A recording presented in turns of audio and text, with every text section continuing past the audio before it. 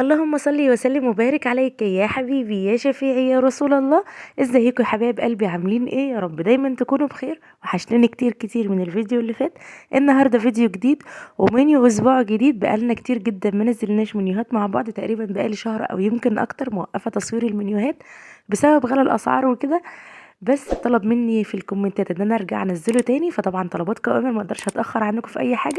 بس قبل ما نبدا الفيديو، لو لسه ما حطيتيش اللايك انزلي حطي لي لايك من ايديك الحلوه. وكمان لو انتي اول مره بتشرفي قناتي، اتمنى ان قناتي وفيديوهاتي تعجبك وتشتركي معايا وتكبري عيلتي بيكي، ويلا بينا نسمي الله ونبدا الفيديو بتاعنا. حاولت كده الاسبوع ده اعمل لكم منيو اقتصادي، الاكلات تكون اقتصاديه وموفره. تقريبا هو يوم او اتنين في الاسبوع اللي هنكون صرفنا كتير بس فيهم، وباقي الاكلات هتكون كلها اقتصاديه. فاول يوم كده معايا في المنيو عملت كشري البطاطس او مدفونه البطاطس، برضو من الاكلات اللي هي اقتصاديه جدا وشتويه جدا وحلوه. طعمها بيكون حلو، وكمان بتدفي في الشتاء وفي البرد، وفي نفس الوقت اقتصاديه. تقدري تعمليها بدل البطاطس تعمليها بالكوسه، وكنت مصوره طريقتها معاكم للناس اللي مش عارفاها. هسيبها لكم في اخر الفيديو او في صندوق الوصف، هسيب لكم اللينك بتاعها. حلو جدا، تقدري تعمليها بالبطاطس بالكوسه، كمان بالفول الاخضر اللي هو الحراتي، جنبها شويه مخلل، شويه بصل اخضر او كرات او اي خضار جنبها، هتكون حلوه جدا. نيجي بعد كده لليوم التاني معايا في المنيو، وهو برضو يعتبر أكلة اقتصادية إلى حد ما. خلينا متفقين ان مبقاش في حاجة اقتصادية قوي زي الأول، كل حاجة بقت غالية. بس بالمقارنة بحاجات تانية هتلاقي ان في حاجات أرخص، زي يومنا النهاردة كده عاملين يوم اقتصادي بربع كيلو بس من اللحمة المفرومة. عملنا غدا حلو هيشبع عيلة كاملة، كل واحد هياخد له طبق كده حلو، مكرونة باللحمة المفرومة حلو جدا. ربع كيلو لحمة مفرومة على نص كيلو من المكرونة، اختاري اي نوع مكرونة انت بتحبيه. انا بالنسبة لي في الاكلة دي بحب المكرونة المرمرية اللي هي الصغيرة دي. ربع كيلو لحمة ونص كيلو مكرونة، كل واحد كده زي ما بقولك هياخد طبق.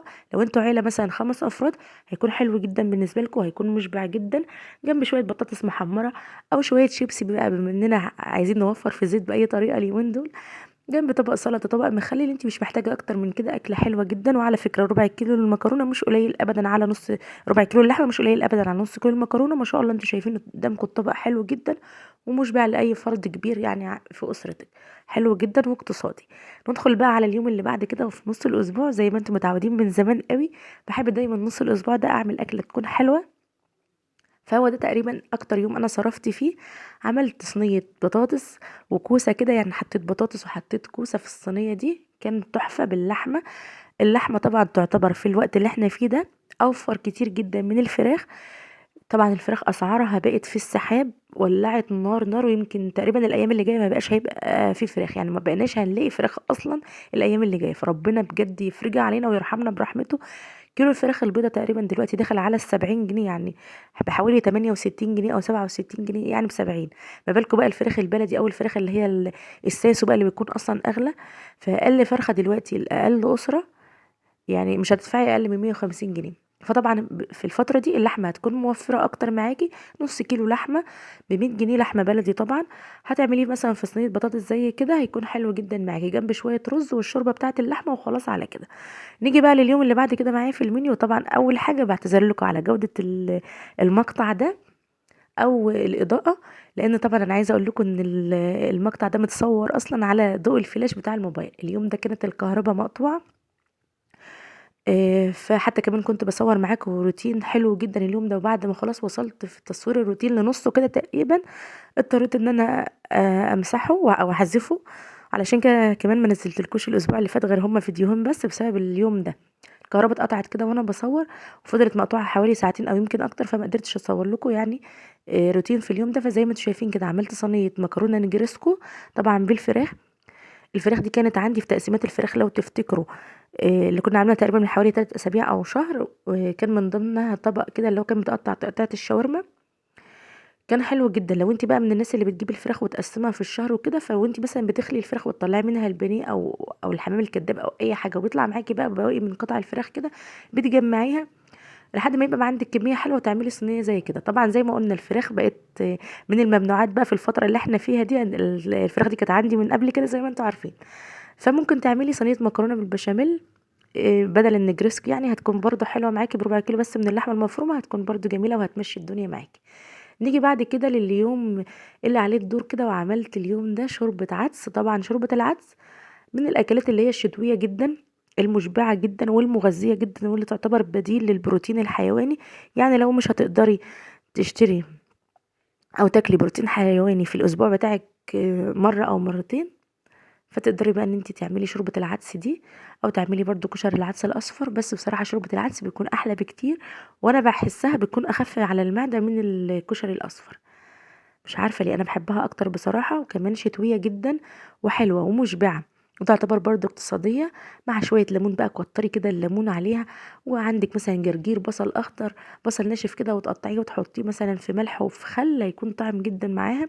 في ناس بتعملها تقيلة وبتكتر فيها الشعرية وبتعملها زي فتة كده وبياكلوها بالعيش. احنا بصراحة بنحبها اكتر بالرز الابيض، وانا من رأيي جربي تاكليها بالرز الابيض، هتلاقيها مشبعة معاكي اكتر وموفرة معاكي اكتر، وما تقليش القوام بتاعها. زي ما انتم شايفين كده قوامها كان حلو جدا، لا تقيل قوي ولا خفيف قوي. نيجي بقى لليوم اللي بعد كده، عملت صينيه سمك. انا عايزه اقول لكم ان الفتره اللي انا كنت موقفه فيها المنيوهات تقريبا ما كناش بناكل سمك خالص، فكان بقالنا كتير جدا وحشنا كلنا السمك بصراحه. فعملت صينيه السمك الجامده دي. انا جبت الاول السمك قليته، وبعد كده حطيته بقى في الصلصه. عملت معاكم الطريقه قبل كده، اللي ما يعرفش الطريقه دي ممكن يكون في ناس ما تعرفهاش، وفي ناس طبعا كتير هتكون عارفاها. بعد ما بتقلي السمك بتعملي له صلصه كده بالثوم وبالطماطم، بتكون حلوه جدا. لو ما تعرفيش طريقتها، انا كنت عاملاها معاكم في فيديو قبل كده، هسيبه لكم برده في اخر الفيديو في شاشات النهايه، او هتلاقيه موجود في صندوق الوصف. طريقته حلوه جدا. وانا عايزه اقول لك ان السمك المقلي لما بتقليه وبعد كده تعمليه في الصلصه دي، كميته بتزيد. يعني ايه كميته بتزيد؟ هو نفس السمك، بس ازاي هيزيد بقى لما تحطيه في الصلصه.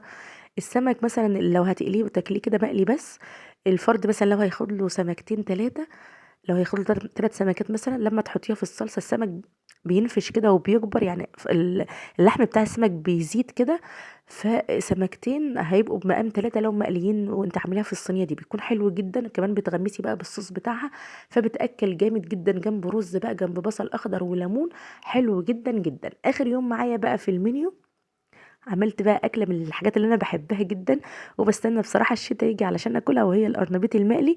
طبعا اللي يشوف طبق القرنبيط بتاعنا ده يقول ده فراخ كنتاكي، ده مش ممكن يكون قرنبيط خالص. انا على فكره ولادي بيتغشوا فيه جدا لما ما يكونوش عارفين احنا هناكل ايه، فبيفكروا في فراخ فعلا، لان انا بعمله بطريقه حلوه جدا، وطريقته برضه هسيبها لكم.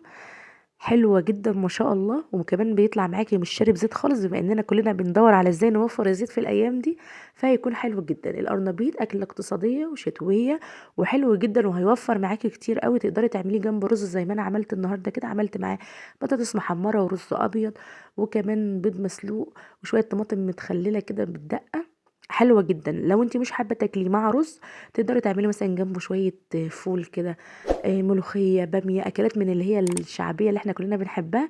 يا رب المنيو بتاعي الأسبوع ده يكون عجبكم، ويكون فعلًا استفدتوا منه بالأفكار، ويكون اقتصادي على قد ما قدرت زي ما شفتوا معايا كده. وطبعًا ما تنسوش اللايك